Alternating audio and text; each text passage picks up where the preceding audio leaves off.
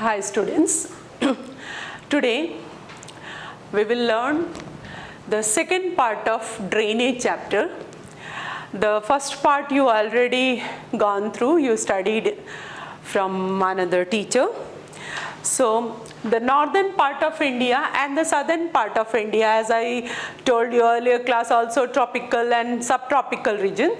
So Ganga river is the major river of India. Brahmaputra is another river. So they start from Himalayas. So they are Himalayan rivers. There are many Himalayan rivers other than this. तो हमारे देश में, हमारा देश को नदियों का देश कहा जाता है.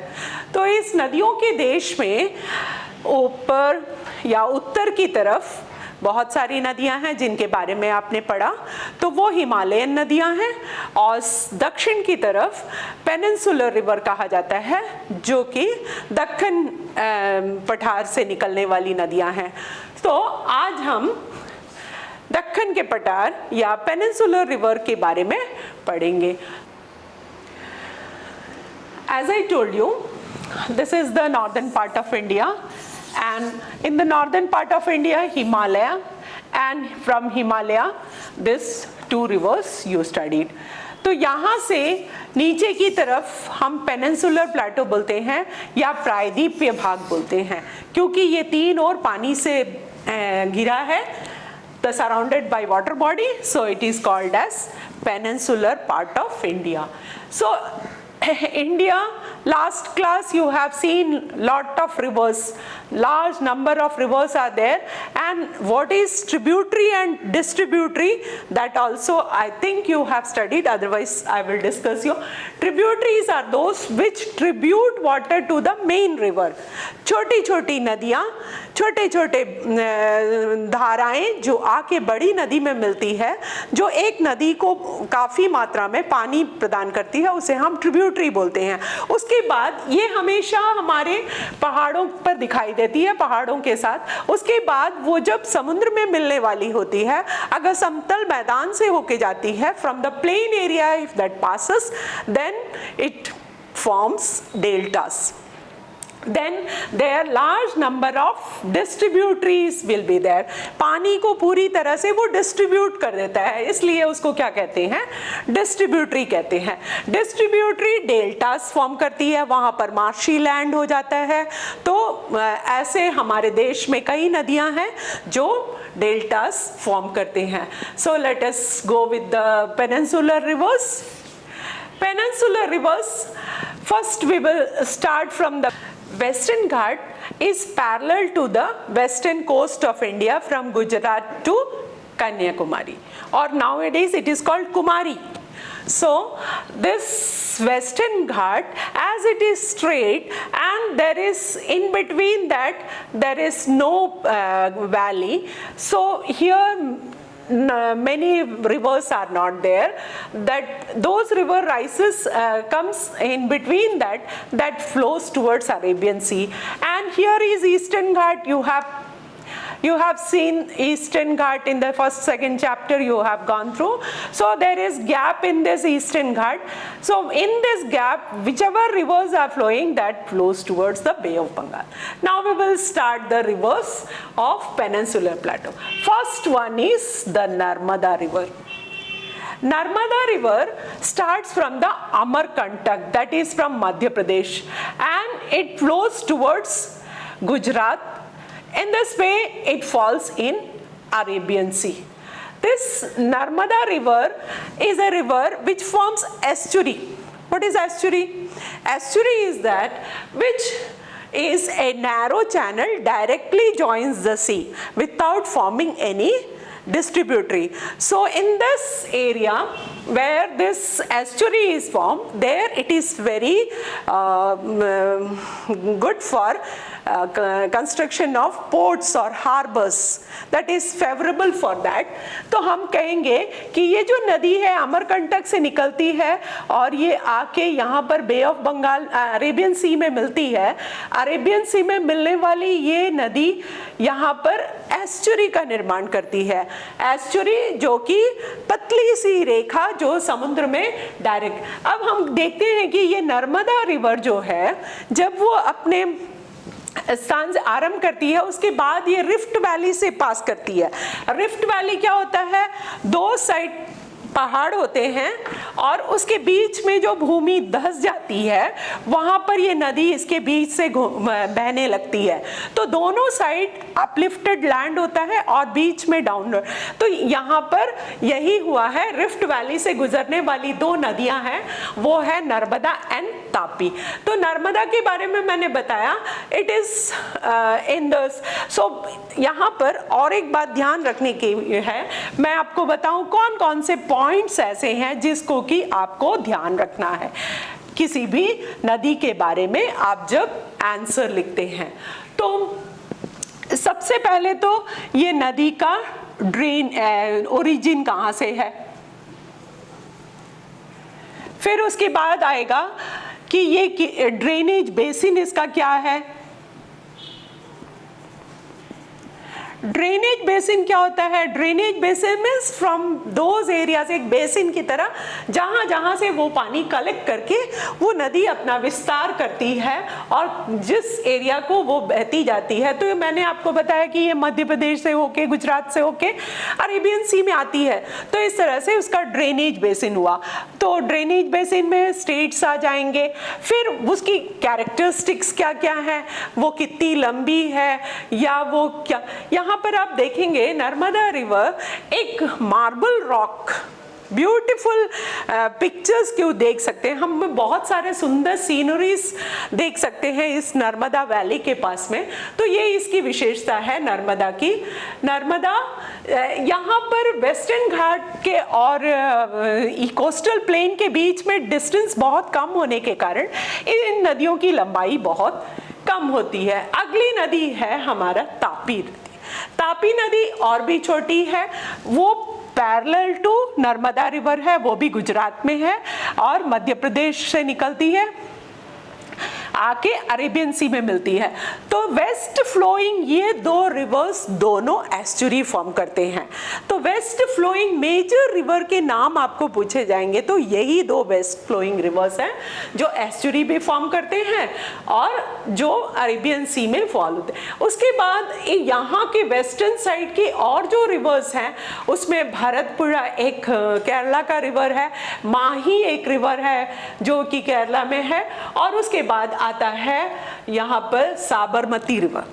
आपने सुना होगा गांधी जी से रिलेटेड साबरमती रिवर। तो ये सारे रिवर्स वेस्टर्न कोस्ट के रिवर्स में गिने जाते हैं। अब हम आते हैं ईस्टर्न कोस्ट की तरफ। ईस्टर्न कोस्टल लाइन में हमें मिलता है सबसे पहले महानदी रिवर। महानदी नाम से तो महानदी है, it's not Mahanadi. It's so in the southern part, in the eastern coastal region, Godavari is the longest river. Mahanadi is not the biggest or longest river. ये नदी छोटी है इससे। तो महानदी रिवर छत्तीसगढ़ से मध्य प्रदेश, छत्तीसगढ़, इसके बेसिन यहाँ सब है। उसके बाद आके महानदी डेल्टा बनाती है, डेल्टा से होके वो बे ऑफ बंगाल पे फ्लो होती है। ये है महानदी रिवर। उसके बाद में आता है गोदावरी रिवर। गोदावरी रिवर जो है वो दक्षिण गंगा के नाम से जाना जाता है। इसकी लंबाई 1500 किलोमीटर, ये यहाँ की सबसे लंबी नदी है। 1500 किलोमीटर लंबी नदी and this forms the delta. Next the river is Godavari, then comes Krishna. Krishna rivers serve, it is a very large river. It starts from Maharashtra, and in this way it passes from Maharashtra, then Telangana, then comes to Andhra Pradesh. This, and on this river there are many dams has been created. So यहाँ पर कोयना जो dam है, कोयना ये पूरे बॉम्बे को, महाराष्ट्र का एक बहुत बड़े सिटी एरिया को वाटर प्रोवाइड करता है। सो कोयना जो डैम है वो कृष्णा रिवर पे फॉर्म किया गया। इसके साथ साथ इसमें कई डिस्ट्रीब्यूटरीज हैं। तो Krishna river falls in bay of Bengal, it starts from the Nashik district, Nashik district से होके बहती है और महाराष्ट्र से Telangana, in this way it falls. Next comes the Kaveri river. Kaveri river is in Tamil Nadu. As I told you earlier, this Godavari river is known as Dakshin Ganga. Dakshin Ganga is longest river. This has Godavari, Purna, Vardha, Vainganga, Penganga. So that's why these are the major distributaries of this river, tributaries of this river, and in this way they form delta. When we come to Kaveri river, that starts Kudalur district in Tamil Nadu, and Hemavati, Bhavni and Amravati are the different distributaries of this river.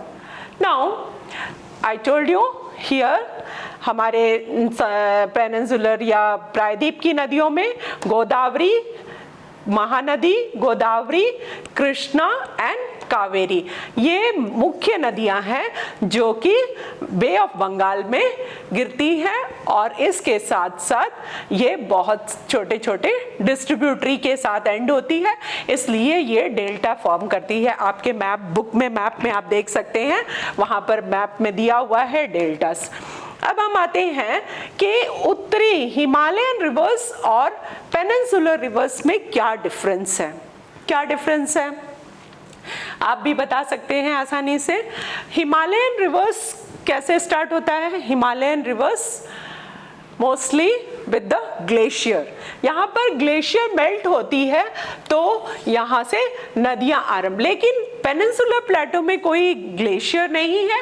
Without glacier they are seasonal rivers, वो rain से पानी ग्रहण करती है और start होती है. So they are the rain fed rivers. So this is a major difference between Himalayan rivers and peninsular reverse.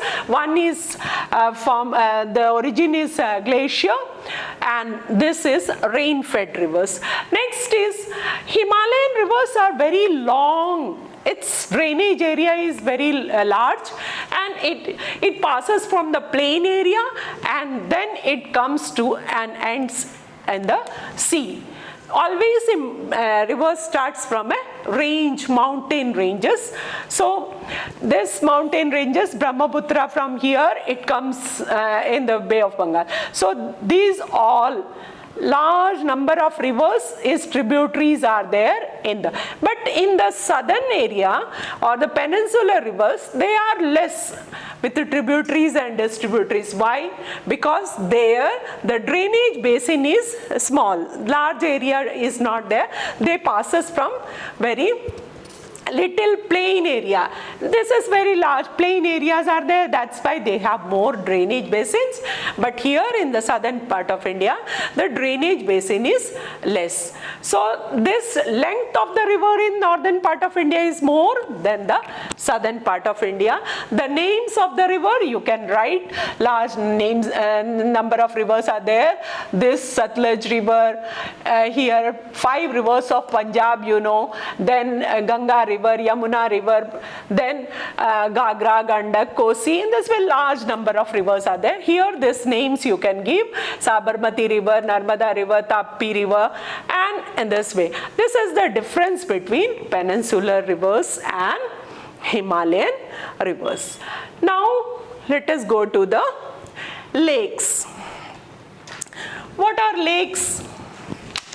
Lakes can be of 2 types.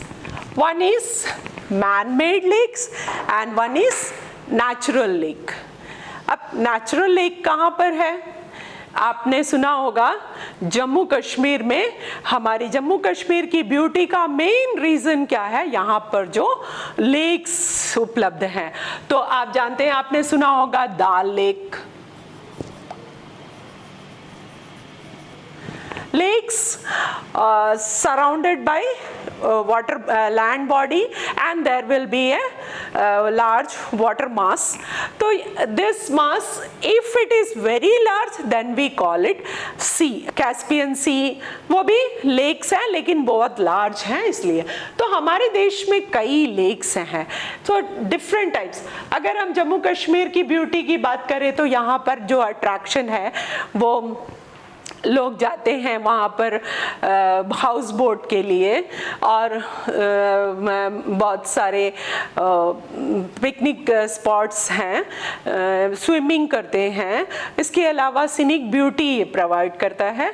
So this are the beauty with due to lakes. तो lakes हमारे देश में एक तो river formed lake है या glacier form lake है, दूसरा है रेन फेड लेक है, तीसरा है वेव्स मेक्स लेक्स. तो ये कहाँ पर होंगे? तो फर्स्ट ग्लेशियर वाले लेक्स कहाँ पर मिलते हैं? जम्मू कश्मीर में.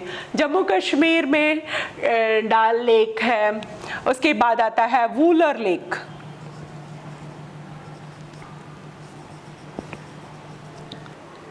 जम्मू कश्मीर के ये लेक जो कि टूरिज्म के लिए, स्विमिंग के लिए और रिक्रिएटिव एक्टिविटीज़ के लिए फेमस है. ये जो वूलर लेक है ये टेक्टोनिक एक्टिविटीज़ से ओरिजिनेटेड लेक है. ये सबसे बड़ा लेक है. उसके अलावा और कई लेक आप देख सकते हैं यहाँ पर. ताल, ताल का मीनिंग होता है लेक. तो आपने नैनीताल का नाम सुना होगा, Bhimtal. In this way, these are the glacier. So glacier originated lake, that is perennial होता है जिसमें कि पानी हमेशा रहती है और ये ग्लेशियर द्वारा डग आउट होता है. Next, we will come to lake produced by rain water. और इसमें आता है हमारा राजस्थान का सांभर लेक. सांभर लेक जो है वो रेन फेड लेक है और सांभर लेक में large amount of salt we collect from this lake. यहाँ पर नमक पाया जाता है तो नमक निकाली जाती है इस लेक से. तो यह पानी सूखता भी है. तो ये है हमारा एक ही है जो सॉल्ट वाटर लेक है जिसको कहते हैं ये सांभर लेक है जो राजस्थान में मिलता है. मैप के लिए आपसे पूछा जा सकता है. इसके अलावा जब हम साउथ की तरफ आते हैं तो हमारे दूसरे जो वेव्स हम कोस्टल रीजन में देखते हैं कि लेगून्स है. So what are lagoons? Lagoons are those lakes which are separated by sandbars. Sandbar आपने देखा होगा समुद्र के किनारे एक छोटा सा झील बन जाता है और उसके सामने का पार्ट जो है वो बड़े बड़े बालू के ढेर से अलग कर दिया जाता है. उसके पीछे जो लेक मिलता है उसे हम लेगून कहते हैं. तो हमारे देश का लेगून है वेमनाड. केरला में एक लेक है वेमनाड और इसी तरह से पुलिकट लेक जो चेन्नई में है, पुलिकट लेक चेन्नई के पास में है. उसके बाद आता है चिल्का लेक. तो ये हमारे कोस्टल रीजन में वेव्स के द्वारा प्रोड्यूस, विंड के द्वारा प्रोड्यूस लेक्स भी हैं. तो ये वेव्स के द्वारा प्रोड्यूस लेक्स हैं. तो हमारा देश देखिए आप कितना ब्यूटीफुल है. Different types of pictures cues are available. तो हम आते हैं अब ये लेक्स हमारे लिए क्या महत्वपूर्ण है, ये हमारे लिए किसी तरह से फायदेमंद है. तो हम जानते हैं कि मैंने जैसे आपको बताया इम्पोर्टेंस हम लेक्स के बारे में लिखते हैं. लेक्स भी हमारे लिए महत्वपूर्ण है. जैसे कि मैंने आपको बताया, it regulates the flow of water. Glacier जो वाटर मेल्ट होके लेक्स में जमा होती है, बाद में वो बहना शुरू होता है, तो रिवर को वाटर मिलता है, फ्लो ऑफ वाटर बना रहता है। That is one of the prevent flooding during rainy season. If you know that in southern part of India man made lakes are made to control the water of flooding, तो वो man made lakes हैं जिसको कि हम hydroelectricity के लिए use कर सकते हैं। So this lakes are very important in southern part of India, such large number Kerala having Mettur Dam etc. Tamil Nadu, this can be seen. Moderate climate of the surrounding area के climate को moderate करता है। तो climate को कैसे moderate करेगा? Water body है, temperature को मिनिमाइज करेगा, तो इस तरह से क्लाइमेट को मॉडरेट करेगा। मेंटेन एक्वेटिक ऑर्गेनिज्म, आप जानते हैं बहुत सारी मछलियाँ और दूसरे जो है वो हमारे इकोसिस्टम के लिए भी बहुत अच्छा होता है, तो ये एक्वेटिक ऑर्गेनिज्म को भी मेंटेन करता है। हम कई प्रकार के ब्यूटीफुल ऑर्गेनिजम्स इसमें देख सकते हैं। एनहांसेस द नेचुरल ब्यूटी, इसकी बात मैंने पहले आपको की थी। तो हमारे जो डैम्स के एरिया हैं, लेक्स के एरिया हैं, लोग देखने के लिए जाते हैं, वो हमारा टूरिस्ट सेंटर बन जाता है। उससे हम large amount of currency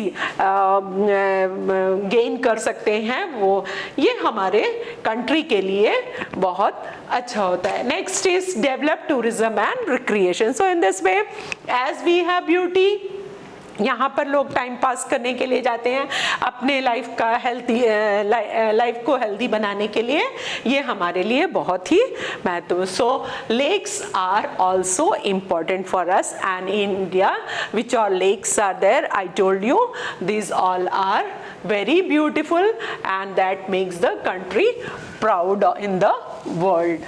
So आइए अब हम देखते हैं कि why we should have more rivers, significances of rivers in Indian economy, importance of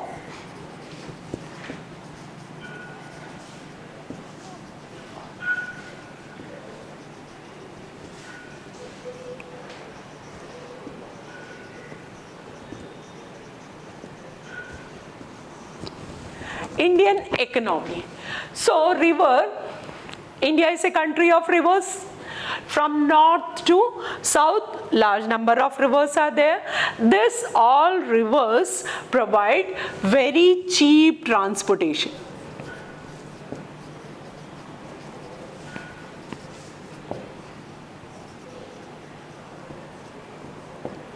हमारे जो नदियां हैं उस पर हम जब यात्रा करते हैं उसमें बहुत कम पैसे लगते हैं।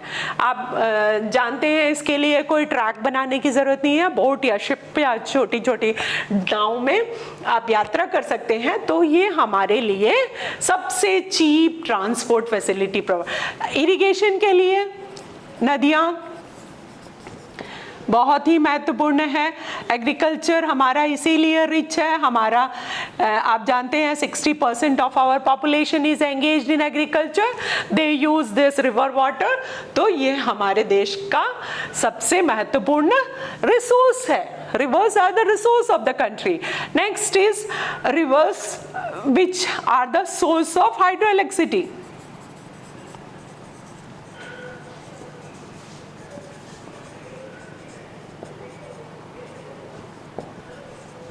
Hydroelectricity, we build dam on the river और इससे कि हम इलेक्ट्रिसिटी पाते हैं। तो हमारे देश में ऐसे कई डैम हैं, जैसे मैंने बताया कोयना डैम है, उसके बाद में आता है रामगुंडम डैम है, गोविंद सागर डैम है, राणा प्रताप सागर डैम है। तो रिवर्स पर कई डैम बने हुए हैं। इसके अलावा rivers they minimise the temperature, जैसे कि आपको मैंने बताया लेक्स मिनिमाइज करता है, वैसे ही रिवर। तो अगला है हमारा सिविलाइजेशन। हमारा जो सिविलाइजेशन है वो कहाँ पर स्टार्ट हुआ? आपने कई चैप्टर्स में इधर उधर पढ़ा होगा। Civilisation started on the river valleys. Ganga river basin पे हमारा सबसे पहला सिविलाइजेशन सिंधु घाटी सभ्यता जो कि पाकिस्तान में है, उसके बाद गंगा रिवर बेस। सबसे ज़्यादा पॉपुलेशन नदियों के किनारे, शुरू से ही लोग नदियों के किनारे बसते आ रहे हैं, आप जानते हैं, खेती करने के लिए और बाकी सभी आवश्यकताओं के लिए। हमारे जैसे इंडस्ट्रीज के लिए नदियाँ बहुत इंपॉर्टेंट हैं। इंडस्ट्रीज, बहुत सारे इंडस्ट्रीज नदियों के किनारे बसाए गए थे। आपको पता होना चाहिए कि हमारे लगभग 2500 इंडस्ट्रीज को आज नदियों के, गंगा नदी के किनारे से और दूसरे भागों पर रिमोट एरियाज में ट्रांसफ़र किया गया है। जो हमारा जो पहला पुराने समय में सारे इंडस्ट्रीज गंगा के किनारे लगाए गए थे, आज उसको, जिसके कारण गंगा पोल्यूटेड हो गया है या यमुना पोल्यूटेड हो गया है, तो उसको वहां से निकाल के दूसरी जगहों पर बसाया जा रहा है। तो इंडस्ट्रीज नदियों के किनारे है, इंडस्ट्रीज को पानी की जरूरत होती है, वो हमारा।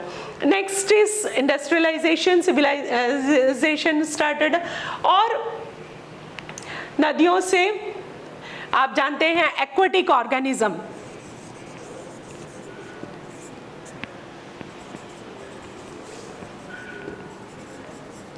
इसके साथ साथ ये फूड, लार्ज अमाउंट में फूड प्रोवाइड करता है। उसमें जो मछलियाँ हैं या झींगे हैं या केकड़ा है, ये सब एक्वेटिक फूड भी लोगों को। So it's a source of employment for the people.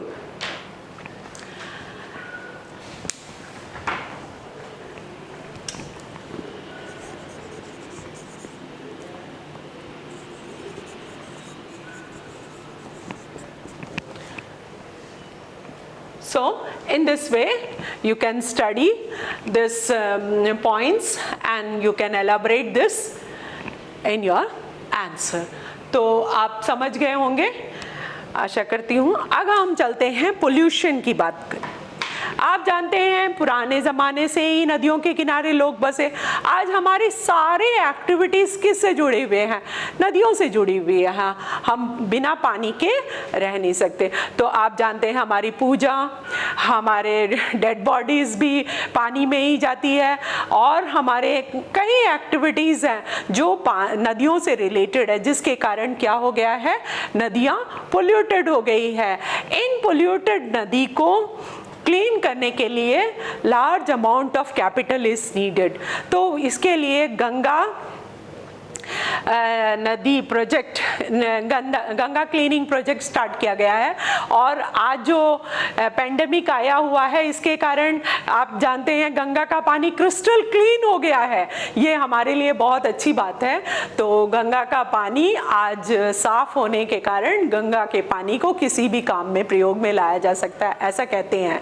तो मैं आपको एक छोटा सा आइडिया बताऊंगी किस तरह से पहले जो हम लोगों ने नदियों के बारे में पढ़ा है, कौन कौन सी नदियाँ, उसको ईजिली आप कैसे डिस्ट्रीब्यूटरी ट्रिब्यूटरी में पढ़ सकते हैं, उसको मैं एक टेबल के द्वारा आपको बताऊंगी कि आप इजी वे में कैसे इसको स्टडी कर सकते हैं। जैसे आप लिखेंगे रिवर, कॉलम बनाएंगे, एक टेबल होगा जिसमें फर्स्ट कॉलम होगा टेबल रिवर, नेक्स्ट कॉलम होगा ओरिजिन, कहाँ से नदियाँ ओरिजिन होती है, स्टार्ट होती है। उसके बाद होगा उसका ड्रेनेज बेसिन, ड्रेनेज बेसिन होगा। उसके बाद होगा वो कहाँ पर व्हाट दे फॉर्म्स और what the length of the river, length of the river. Then आप कैरेक्टरिस्टिक्स लिख सकते हैं। तो मैं जल्दी से आपको बता देती हूँ। तो कोई भी एक रिवर ले लीजिए, जैसे आपने लिया नर्मदा रिवर। नर्मदा रिवर की ओरिजिन अमरकंटक से, उसका ड्रेनेज बेसिन एरिया है महाराष्ट्र गुजरात, उसकी लेंथ नहीं दी हुई है, बहुत छोटी नदी है। मैंने आपको बताया गोदावरी का लेंथ बताया। तो कैरेक्टरिस्टिक्स में बता सकते हैं कि दिस फॉर्म एस्चुरीज, और भी इसमें जो मार्बल रॉक है उसके बारे में। अगर हम इसके बाद गोदावरी लेते हैं, उसके ट्रिब्यूटरी के लिए भी आप एक कॉलम बना सकते हैं, कितने सारे उसके ट्रिब्यूटरीज हैं। तो इस तरह से आप टेबल बना के सारी नदियों के बारे में, गंगा से लेके ब्रह्मपुत्र से लेके सभी को इसमें आप एडजस्ट कर सकते हैं। तो आशा करती हूँ कि इस काम को आप करेंगे और इस तरह से आपका ये चैप्टर तैयार हो जाएगा। बहुत सुंदर चैप्टर है, अच्छी तरह से पढ़िएगा और घर में रह के आप अपने पेरेंट्स की भी मदद कीजिए। Thank you.